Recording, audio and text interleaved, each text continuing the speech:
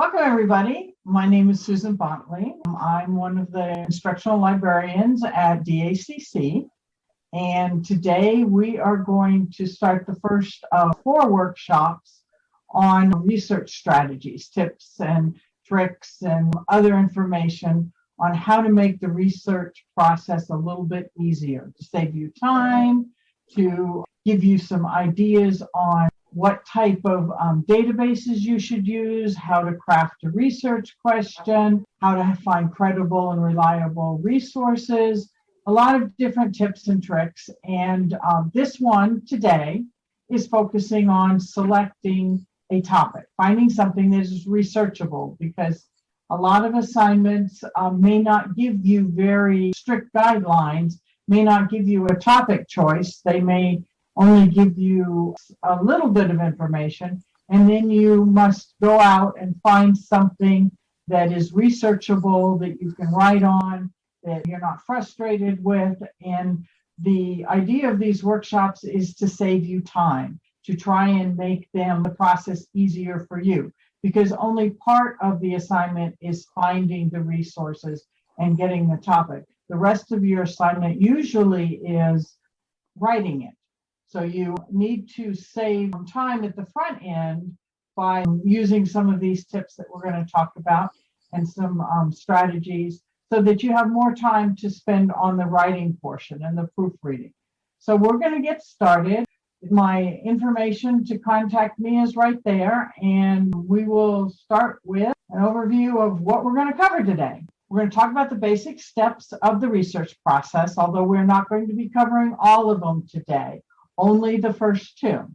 We're going to talk about how to choose a topic, how to explore different topics to make sure that you've chosen a topic that you are interested in, that you can write about, how to develop your research question, and then depending on some topics, they may be too focused and you can't find enough resources, or they might be too broad and you have too many resources.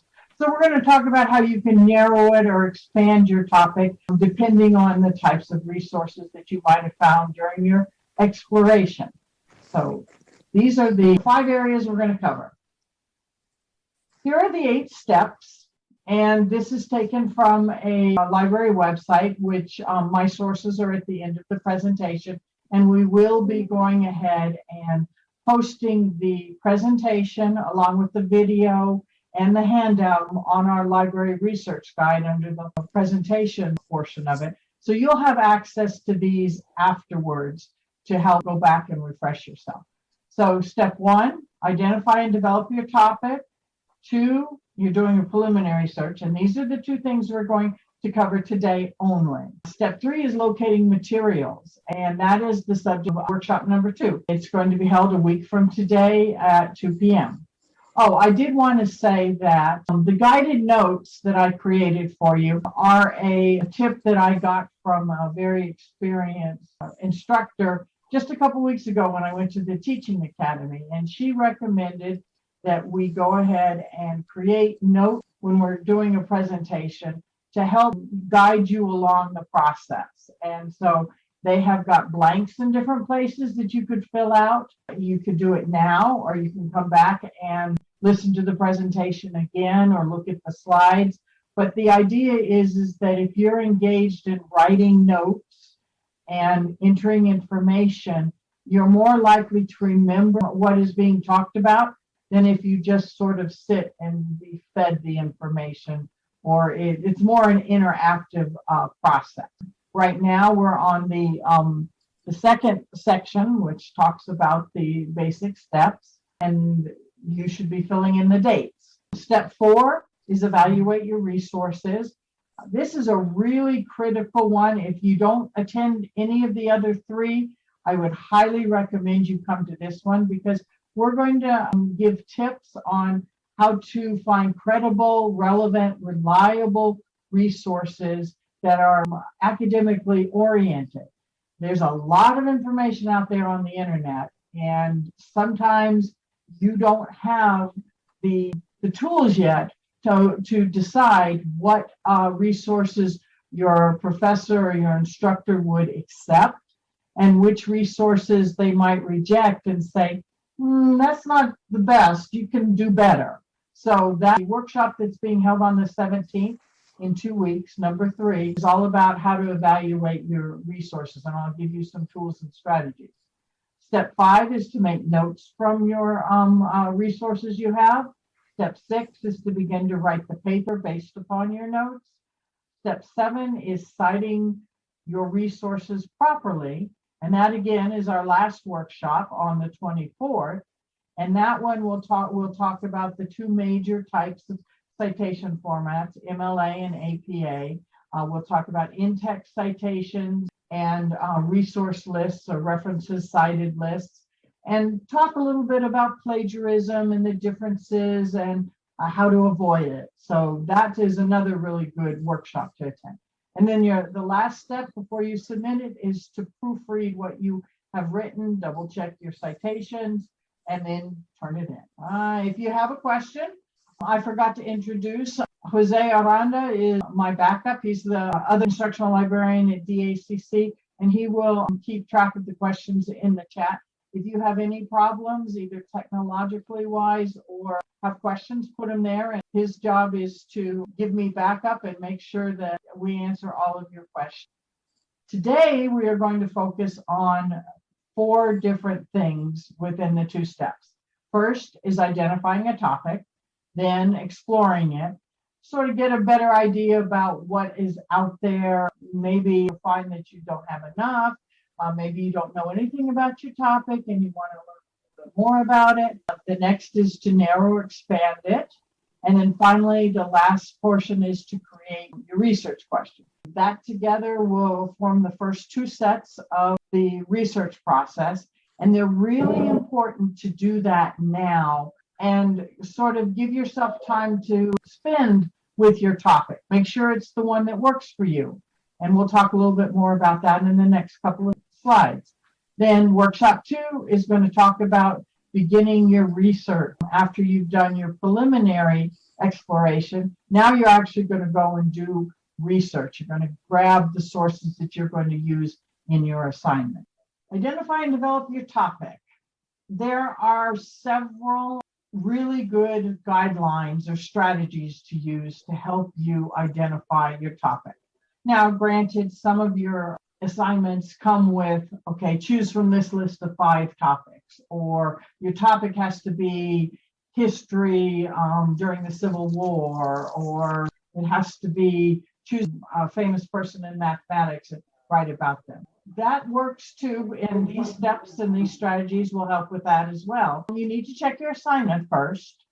Make sure that you know what all the requirements are. Is there a minimum number of resources you need? Are there types of resources you need?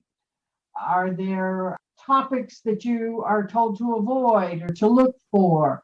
So make sure you understand what the assignment guidelines are. And if you're not sure, ask your instructor. If something is unclear, send them an email and make sure that you understand it, because those are the boundaries that you will need to work on in order to get a good grade for your assignment. It's also recommended that you choose a topic that you're interested in, if at all possible. Now, if you're given a list of topics, choose the one that you're most interested in. Sometimes you're not given as much leeway, but if it is of personal interest, then you're more likely to spend the required time for searching out the resources you need, and it'll make it a lot easier to write about. Manageable information. We talked about narrowing and expanding, and we'll go into more detail, but some students may choose a topic that is so narrow that they can't find any academic resources. And the requirements of the assignment say you have to have academic resources like journals or print books or things like that. Or they might say you can't use a website. So you'll have to tweak your topic a little bit depending on the types of resources you're required to use and what is out there. If it's a free-for-all, then you're pretty lucky. But chances are you're going to be given some guidelines on, I want 5 resources. One of them has to be a book. 2 of them have to be journal articles or magazine articles, and you can use one website and one personal conversation or experience. Depending on the assignment, you have to make sure you have enough out there, and then again, you don't want too much, and we'll show you how to narrow down your topic a little bit so that you are not overwhelmed with and you can't decide what to use. Keep it original, and it can be a lot of pressure for some students. You've got a lot going on, and you feel like you can't come up with something that hasn't already been written about, or if you're only given a short list of topics, there's going to be a couple other of your classmates that are going to be using the same topic. But if you want to stand out, if you want your paper to be memorable for your instructor, then you choose something that's interesting to you because you'll write better about it, and you personalize it a little bit. Maybe you take a different angle than would typically be used. But the idea is that this is your research, so you can work with it to make it both interesting and personalized. And even though it's a topic that someone else within the class might also have, your personal take on it, your personal viewpoint, or your perspective on that particular topic. As always, if you have any questions, you don't understand something, you're running into roadblocks, you've got a brain block, go ahead and ask the librarian or your instructor for additional help. That's what we're here for. So at that point, when you feel like you're just spinning your wheels, don't waste the time, don't procrastinate, put it off, because that's only going to increase the pressure. Best to reach out to your instructor or a librarian, and we can help you get motivated, get moving again. Here are some questions that might help you when you need to brainstorm a topic, if you're given pretty much free rein to choose. Think about current social and political controversies or issues out there.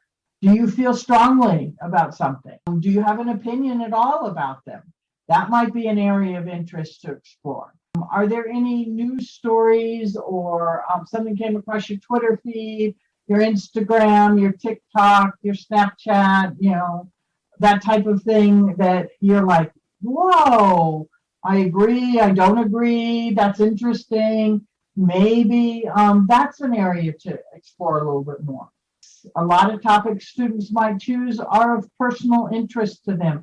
In the medical field or the allied health field, you're asked to research a particular disease. You're given free rein on what to choose. And so people might choose diabetes if it runs in their family, or maybe they have a relative or a friend who has a unique disease and they might want to explore that more. Something that is directly related to you and your life is much more likely for you to spend the time looking for the resources, as well as your writing will also reflect your interests. The last thing is that maybe you're taking a class and your instructor, it doesn't necessarily have to be the one you're writing in, your instructor said something or a classmate said something, and you're like, wow, that's interesting. I'd like to know more about it. Those could be a topic that you might want to explore more. So there's a lot of ways to just sort of brainstorm with yourself the types of topics you might want to investigate. Okay, we're going to take a brain break for about 15. Zoom is tiring, obviously, we're all suffering from that. But when you are looking at a screen with a lot of text in it and things, sometimes you need to either look away from the screen or look at something that has nothing to do with what you're currently working with, so that your brain can take a second and sort of refresh itself. I chose cute pictures of cats and dogs and bunnies, and I hope that you'll find them as refreshing as I did. And if it's not your thing, then maybe take this moment to look away from your screen, stand up and stretch. But the idea is to re-engage rather than we get into this mode of just sitting here and listening and watching. We're going to move on now. Second step, Preliminary search for information. This is where you're exploring the potential topic that you have chosen. So you've done this step before, you've brainstormed, and you think you've got a topic you're interested in. So now you have to find out, is there enough information out there? Can I write about this topic? Am I going to meet the assignment guidelines for resources and things like that? And that's the whole reason why we're doing this research. We're exploring the topic here. Is your question too broad? Is it too narrow? Are there a lot of subtopics underneath it that you probably need to work with instead of the big topic you start with? These are questions as librarians we usually ask our students when they come to us for help on finding resources for a topic. They'll say, I'm interested in community college students. Okay, then we ask them a question, okay, what about community college students are you interested in? And they might refine it a little further by saying, I want to know about job opportunities for people with the associate's degree. Okay, so now we've narrowed it down a little bit. We've added job opportunities and an associate's degree. So then you might want to ask a question along the lines of, okay, is there a particular field you're interested in? So these are ways that we're going to talk about a little bit more about narrowing, expanding, but this is how you explore a little bit and you start asking yourself these questions and then going to the resources that I'm going to show you next for exploring topics. Now we have a bunch of library resources and I gave you a handout called Exploring Topics and they talk about the 3 databases here, CQ Researcher, Gale Opposing Viewpoints, and this one is EBSCO's Points of View. These particular databases are set up specifically for exploring topics. That's what they're there for. It could be a controversial topic. It could be a topic with a lot of different viewpoints attached to it. But these are really good databases for students to use to find out a little bit more about your topic. Maybe yours is too broad and you didn't realize it. Newspapers. I said earlier, you might want to think about a news source that you read about. Well, some of us don't read newspapers on a regular basis. We have newspaper databases that you can go in and you can see what the headlines are for the last couple of months. Use them if you want to. And we have several of them. These are 3 of them. Sometimes using a reference book, an encyclopedia, a dictionary, maybe even an atlas might help trigger some ideas.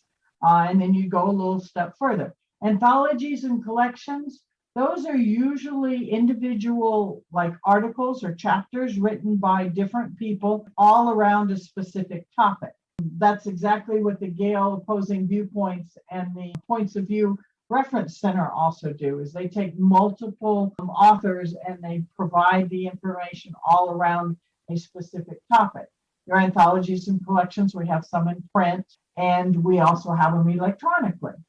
And then your textbook might be an idea to use as a starting point for exploring a little bit more. The idea with the exploration is you're going to be looking for keywords. You're going to be looking for possible topics or subtopics. As you're reading, you might see certain words or names or nouns come up. And those are all things that will help you learn a little bit more about your topic. And then this question always comes up. I'm going to address it right now. What about the internet? I mean, everything's at your fingertips at the internet. Yeah, I agree. Everything's at your fingertips. However, in red, remember, many online sources should be used for exploration only. Most of them are not considered credible academic sources.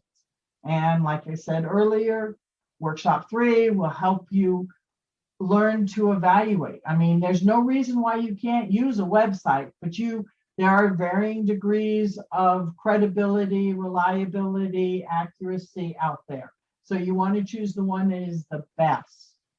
And here are some of the areas that you could use to explore topics. All of the Wikimedia products, Wikipedia, Wikisource, the Wiki News, Wiki Books, all of those are good general, let's find out a little bit more about sources. They are not academic, but they might give you some keywords. They might give you a little bit of background information that you can use. If you find a really good article in Wikipedia, it should be well sourced. Well, it has a lot of resources at the end, maybe even some references to some books or some other websites or newspaper articles or magazine articles. And all of those might be credible academic resources. There's online dictionaries. There's the Library of Congress. They have collections. There are several encyclopedias out there. The Stanford Encyclopedia of Philosophy is a really good one that's definitely well resourced. And you can go into Google Books and see snippets of books too. You might even be able to read a full chapter. The Smithsonian has lots. This is just a smattering of areas you could go. But the idea is at this point, you're not looking for specific resources necessarily. You might come across a few. You are looking to understand your topic a little better, maybe because that's going to help you refine your question. It's going to help you decide if you need to narrow or expand your topic. Between the databases in the previous slide, all of this, and these online resources, and there's tons out there, then you have a pretty good idea for exploring your topic. And you should take some time and do that so that you have an idea about what the topic is about. There are tools out there as well. And I think it's on pages 3 and 4, maybe it's 4 and 5 of the guided notes, are links to all these types of tools. The brainstorming, this little guy here is, you can't see it, but this is a list of sticky notes of all sorts of things this person had to do. I think they were moving out of an apartment or something like that. Anyway, so what they did is they brainstormed and they just made sticky notes for all the different things that they had to do. You could do something similar for a list of ideas or topics you might be interested in. You can use sticky notes. You could just use a piece of paper. Some people take a 8.5 by 11, turn it on, so it's on its side and divide it in half and put, pros and cons, or they just start writing lists of everything they know about a topic. Pre-writing and outlining. This was covered a little bit in the presentation that was given last week by Jose. And there's a link in the sources at the bottom of this presentation on how to write an outline. That might help you a little bit, because as you start putting in your subtopics, you might find that one of those subtopics has a lot of information and the others don't. So maybe you want to focus in on that one subtopic. Organizational and visual mapping, especially if you're a visual learner or you like to draw things, or you find that it's better that you freehand a lot of stuff rather than trying to type it on the computer. You can do a mind map where you put your topic in the center and then you just start talking. This is a different form of brainstorming, all the different things that are related to that. Same with the concept map. So they're similar in a lot of ways. You can use graphic organizer, and there are a lot out there. And again, I listed several links on using graphic organizers for writing, brainstorming, and things like that. So these are some tools that might help you explore your topic further. So you've got a topic, you're pretty sure it's a manageable topic. Now you have to craft a research question. And a lot of people go, well, I've got my topic. Why do I need a research question? A research question, it could be a thesis statement, is just a statement that they turn the question into a statement. But those are usually required for academic assignments. And even if they're not, it really helps guide the rest of the research process. It gives you a purpose. It pretty much, you're writing down exactly what you're going to research. and it gives you direction so that if you find you're falling down a research rabbit hole, or you seem to be getting further and further away from what you thought your topic was, you can come back to your research question and you can say, well, what I just read or what I just found, is that related to my research question?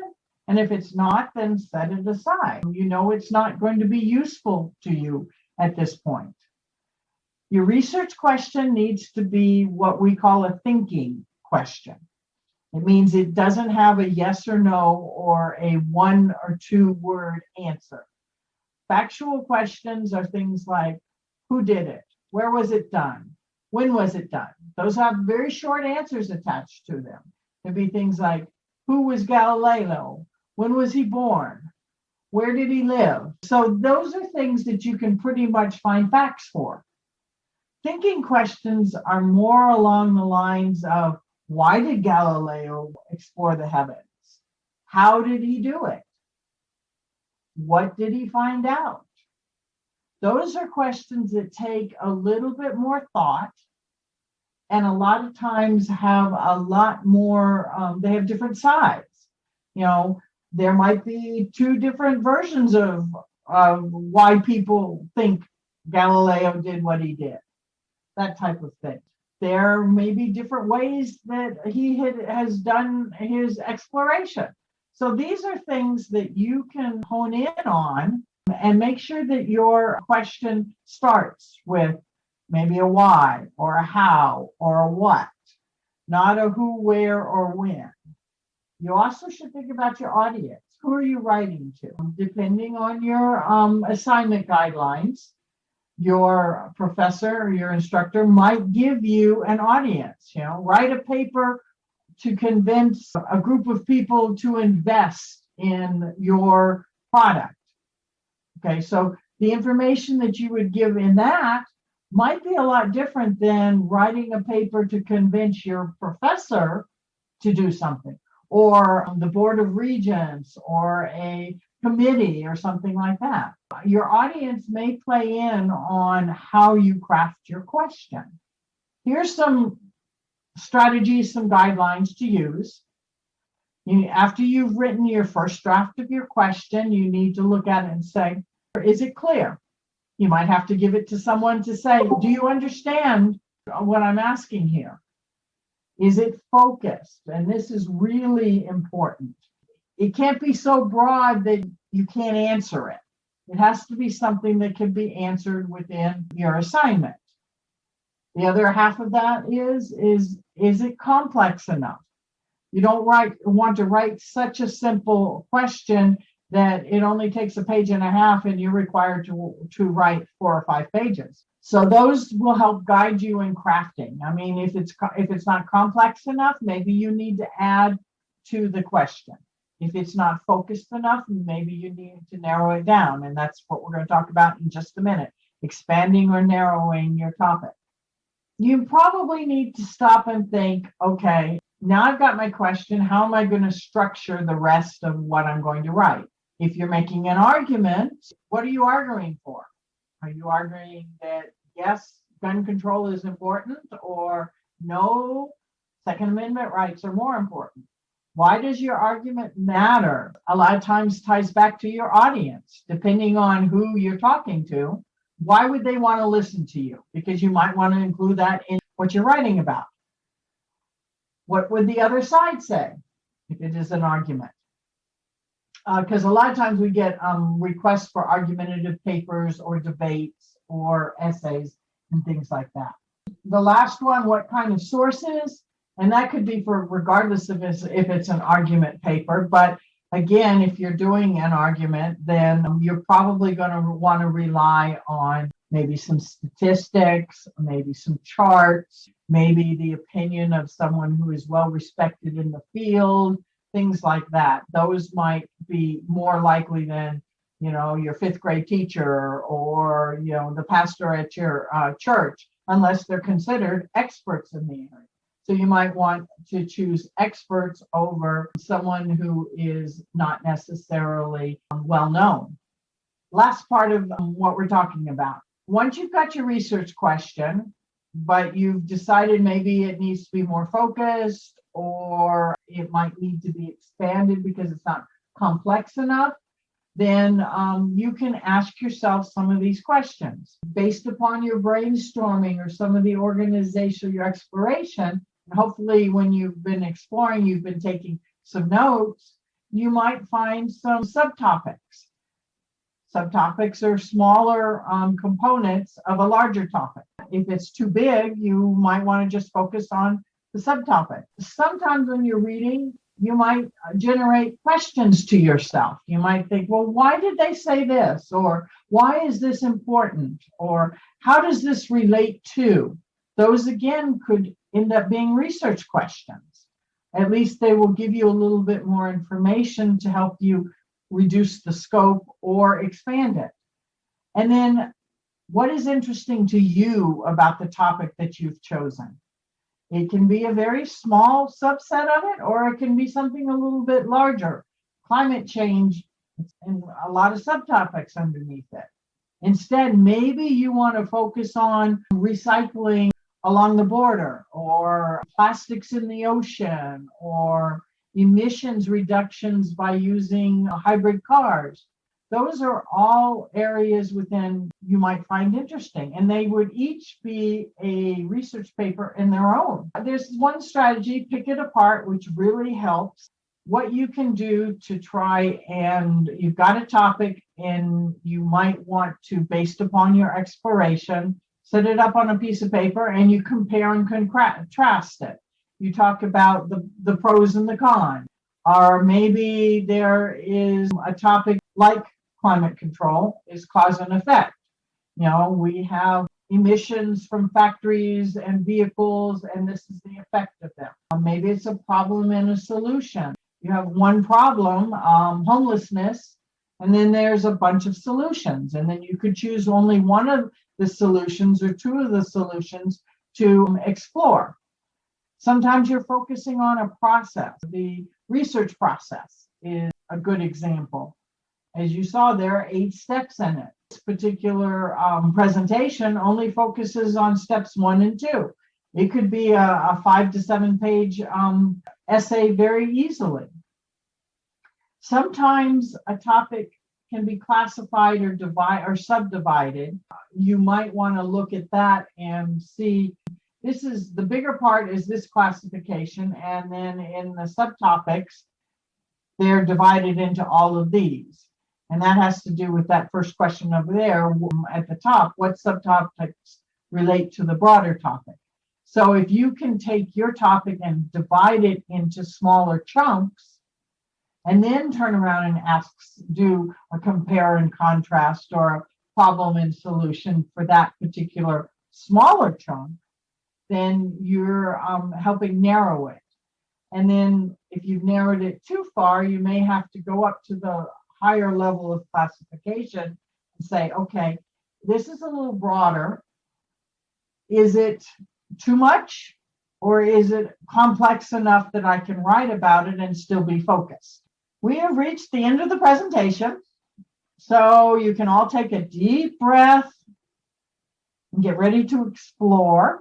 It is a daunting task, I have to agree, and I've done a lot of research. If you've never done a research paper, or you struggle doing research papers or doing any type of research, yes, it is a large task. Keeping the research process in mind and knowing that there are definite steps, and just focusing on the individual steps and what's within the step. Don't look at it as, oh, I have to write a 5 to 7 page paper type thing. You can look at it first as, oh, I have to decide on what topic I want to do, and just focused on that. And slowly they're like building blocks. And eventually you'll get down to, oh, I've already written 6 pages based upon the steps that I have followed. Here are the resources. There were 3 websites, 3 different universities that go into a little bit more detail of what I presented. The guided notes handout that you have, hopefully you've been filling out, or you'll go back and fill out. The exploring topics, which is how to use the DACC databases, the 3, the CQ researcher, the points of view, and the opposing viewpoints for exploring topics.